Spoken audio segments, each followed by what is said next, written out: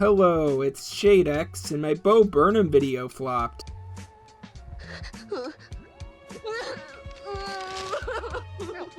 the matter? Well, I would think you'd be used to failing by now.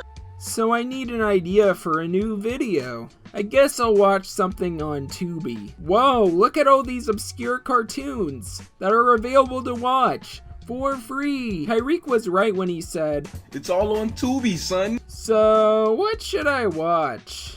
Oh, Dan Versus is on here. I haven't watched this show since like 2013. Okay, I'll review this show. Okay, I finished watching the show, but who to review it with? Oh yeah, I know the perfect person. Hey Dan, from the Dan the Man Show YouTube channel.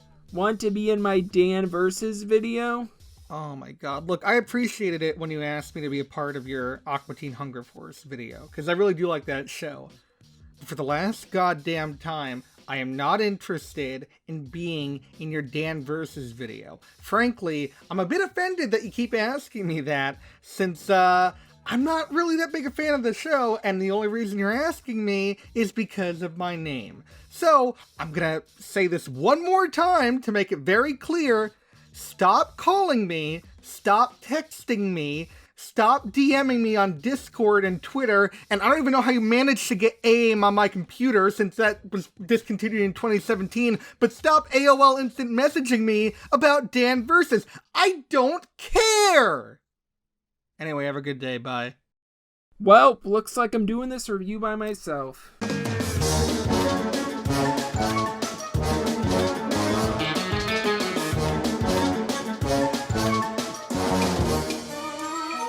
Do you all remember The Hub? I'll give everyone a refresher. This channel debuted on October 10th, 2010 and only lasted 4 years. It was a channel made by the toy company Hasbro. The channel had a ton of shows based on toy lines like Transformers, Pound Puppies, Strawberry Shortcake, and Littlest Pet Shop. However, the most important show on the network was My Little Pony: Friendship is Magic, which I watched a lot of during my brony phase. But perhaps the oddest show on the Hub was Dan Versus.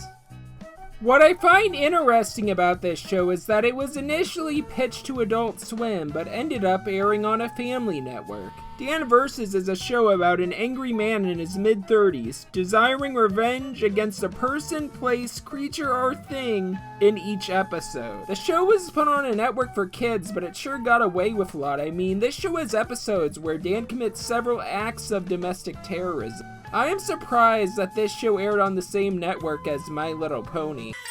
Pinkie Pie! You're welcome! And hey, check out the glove compartment. The show has an interesting cast of characters. Besides Dan, the two other main characters of the show are Chris and his wife Elise. Chris is Dan's reluctant sidekick, who seems to disapprove of his friend's actions, but helps him anyway. He works as the straight man of the show while also acting as the comic relief. Then there's Elise, Chris's wife, who is a secret agent behind the scenes. She gets annoyed by Dan's antics most of the time and doesn't like that he pushes her husband around. Sometimes though, she helps Dan with his quest for revenge, but she has different motives, which usually have to do with a mission she is on. Dan Versus is a very chaotic but fun show, and while it was overshadowed by the girly horse cartoon that grown men were watching, it is still extremely memorable.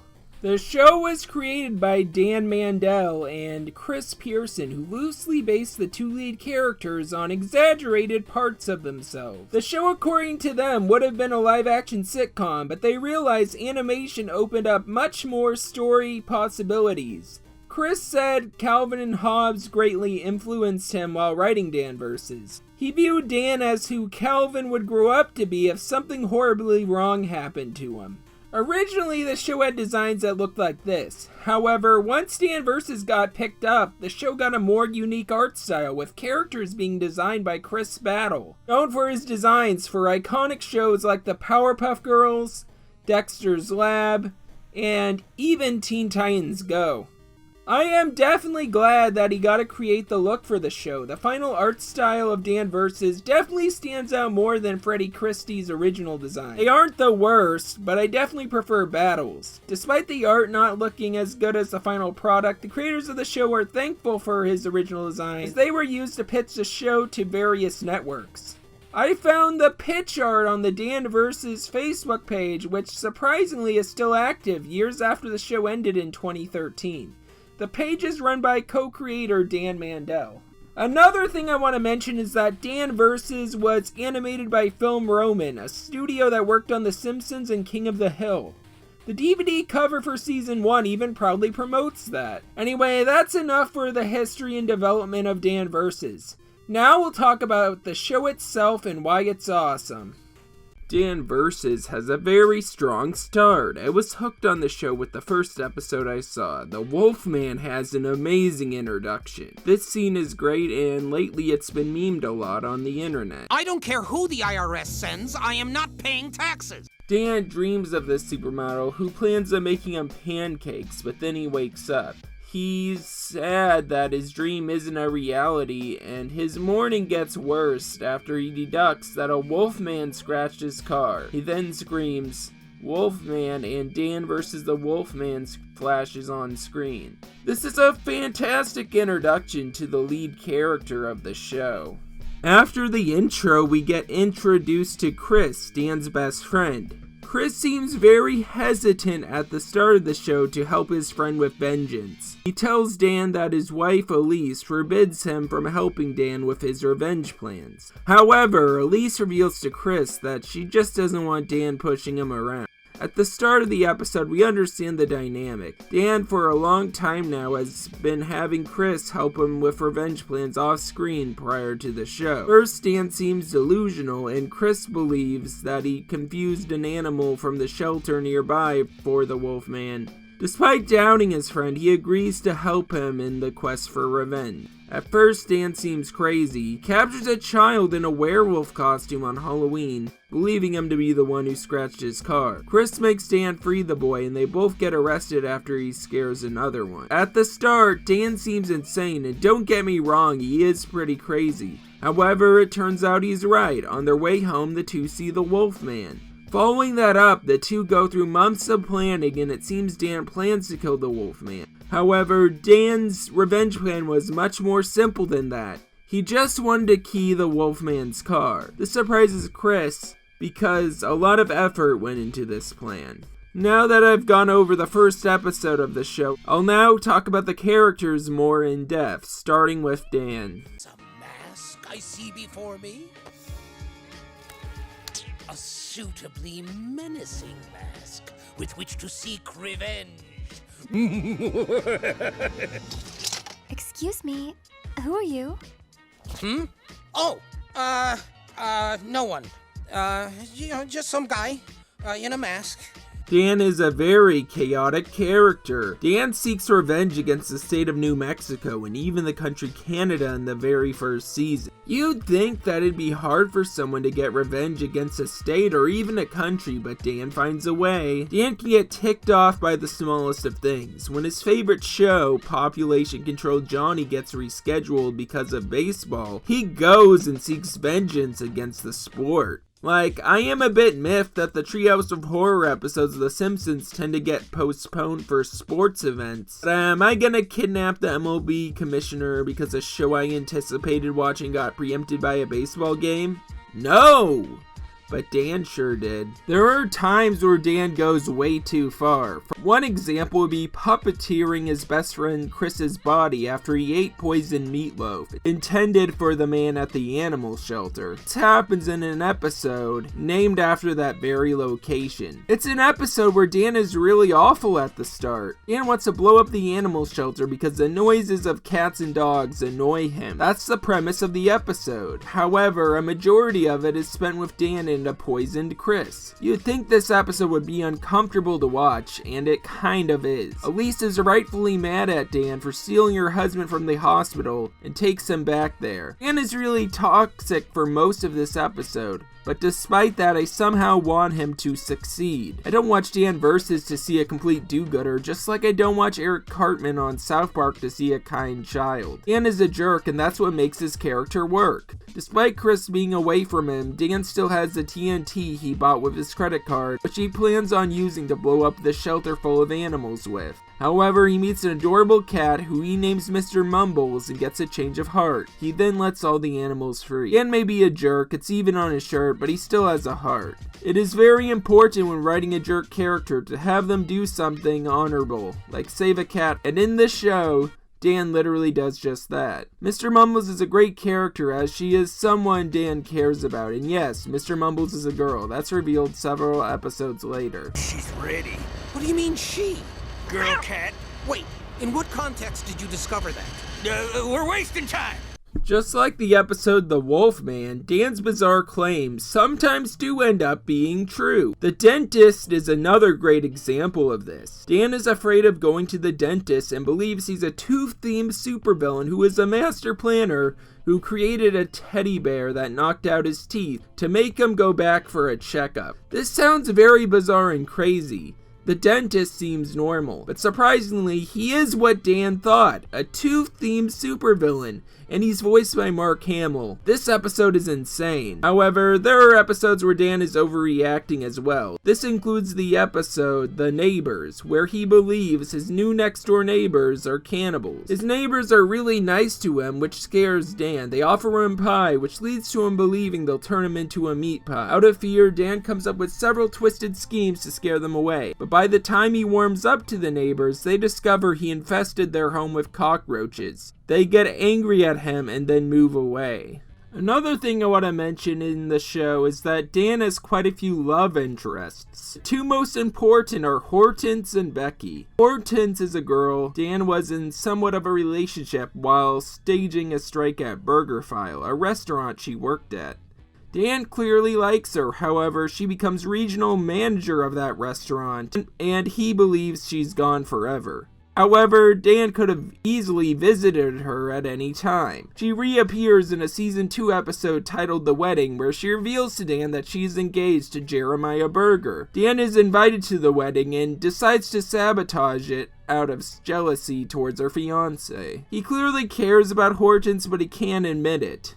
Dan ends up ruining her wedding and gets Jeremiah out of consciousness after accidentally setting the church on fire. Dan could have told her how he felt and been on good terms with her, but his quest for revenge ruined that relationship. Another example of this is Becky. Dan had every reason to be mad at her father, who gave him a bad haircut after realizing he was dating her. However, by the end of the episode, Dan had a chance to be with her. All Dan had to do was lose the haircutting contest. Barbara came to the realization that he was too harsh towards Dan. Becky mentions to Dan that he should quit his quest for revenge. However, Dan decides to get revenge on the barber by ruining Becky's haircut. Dan asks her out on a date afterwards, and she says no. It is very clear there is no room for a romantic relationship in Dan's life, with him being so consumed by his desire for vengeance. But there is room for one relationship in his life, his friendship with Chris.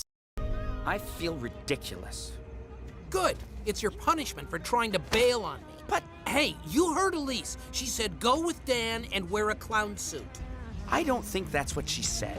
Chris is a very important character in Dan Versus, as he acts as a voice of reason in reaction to Dan's extreme actions. He also plays the role of the comic relief. One funny trait he has is that he loves to eat food. Chris is Dan's only friend, and that's very clear in the show. Dan's only other friend mentioned is a guy named Ted, who he doesn't talk to anymore for whatever reason. Dan is clearly a toxic friend to Chris, and that is clear at the start of the show. Chris is even in the process of reading a book about dealing with a toxic friend in the episode The Wolfman. Elise is aware of this as well. Chris goes along with Dan's unhinged revenge plans most of the time. Elise even questions how far Chris will go for Dan. If Dan jumped off a cliff, would you? Chris! Well, I mean, it depends. Don't Don't jump off a cliff! Well, I wasn't planning on it. But if Dan jumped, you would? Chris! Speaking of Elise, I'll talk about her in this segment too. She's similar to Dan in that she is very motivated to get stuff done. However, she works as a secret agent for the government under the code name Dancing Shadow. Sometimes she'll go out of her way to get revenge. An example of this is the episode New Mexico, where Elise has her own vendetta against the state along with Dan. But usually Elise will have other motives for assisting Dan in his revenge quests. For example, in one episode, a ninja steals Dan's cookies. That ninja happens to be a rival of hers, so she challenges him in combat.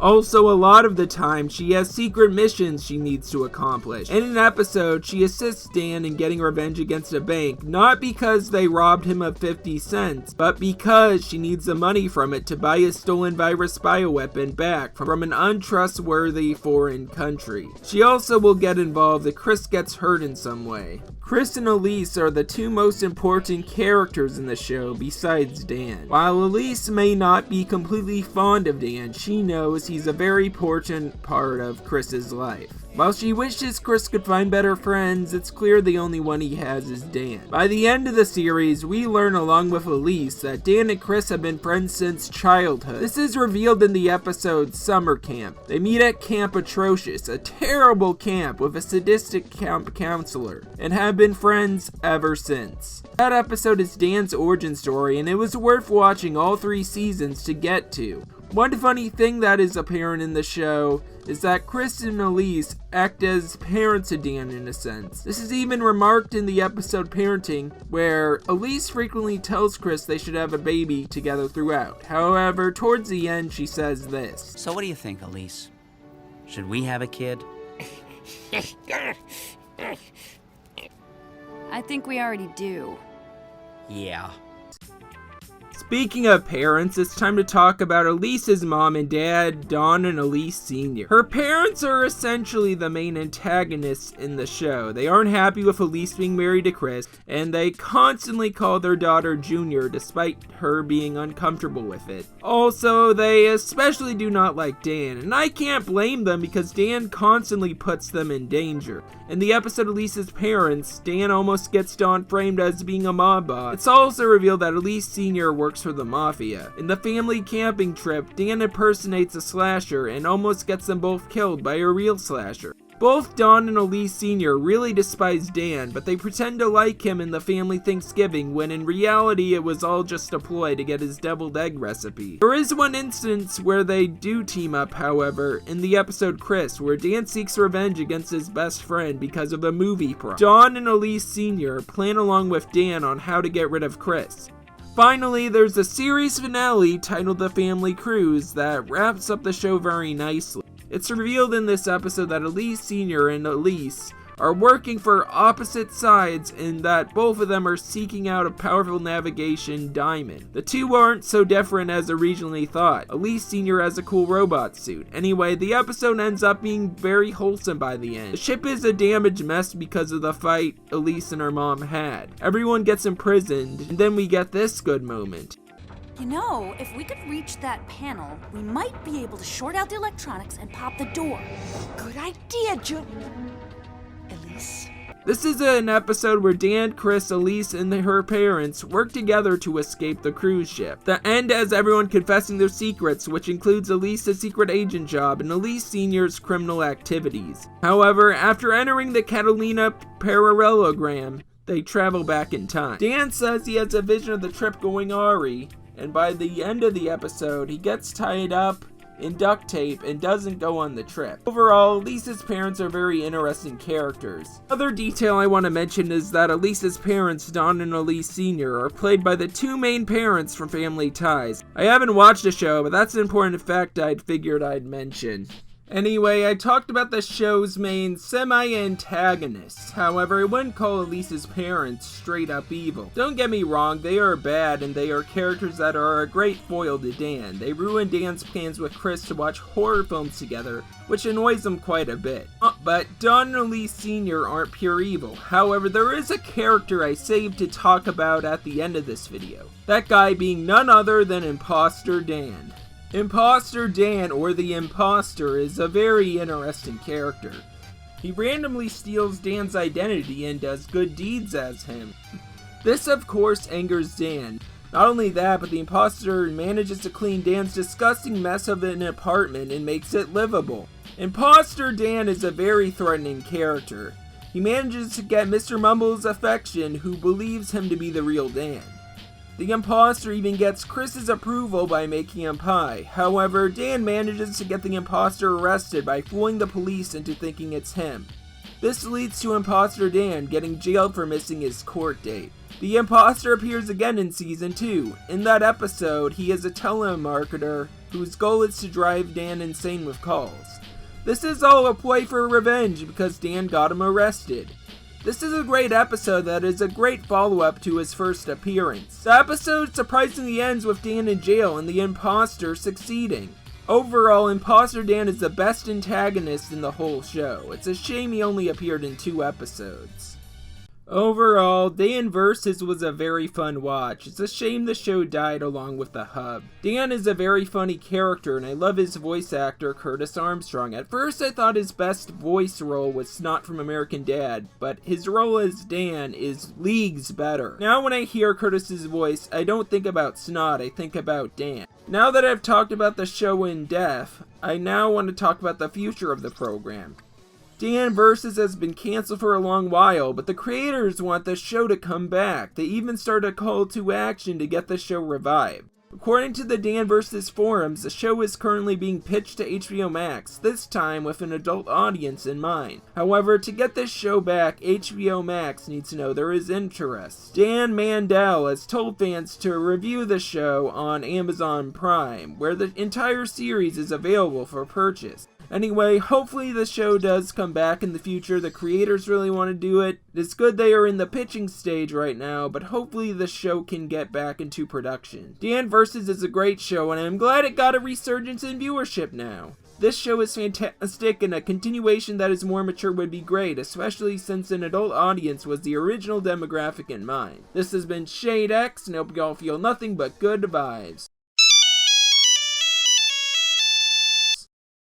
Oh, my phone is ringing. I wonder who that could be.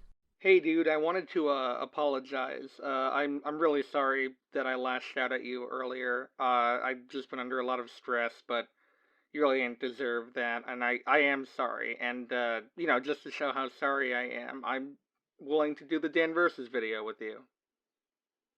Dan, I'm sorry to say this, but the video just ended. You motherfucker.